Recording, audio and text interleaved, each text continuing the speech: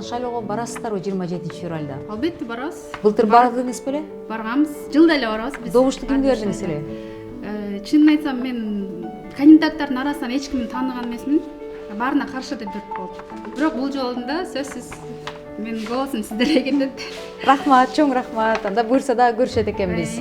Бүгүн 2022 жылдын 7 февралында номер 27 Бишкек шаарынын 1 май округу боюнча Кыргыз Республикасынын жогорку кеңешинин депутаттыгына талапкер Эльвира Сурабалдиева шайлоочулар менен жолугушуу өткөрдү.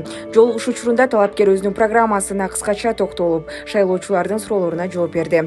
Өз кезегинде шайлоочулар талапкерге шаардагы жана өздөрүнүн аймагындагы көйгөйлөрдү айтып, эгер депутат болуп калса, парламенттин трибунасынан бул маселелерди көтөрөрүн сунушташты. Жолугушуунун соңунда Эльвира Сурабалдиевага шайлоочулар ак батасын берип, алдыдагы шайлоодо ийгилик каалашты. Удача айланайын. Рахмат. Баарыбыз сага голосовать этебиз, жииртелдер. Я вам обещаю, что как пройду, дай бог. Я знаю, что люди хотят видеть адекватного, городского, понимающего проблемы, человека образованного в правительстве.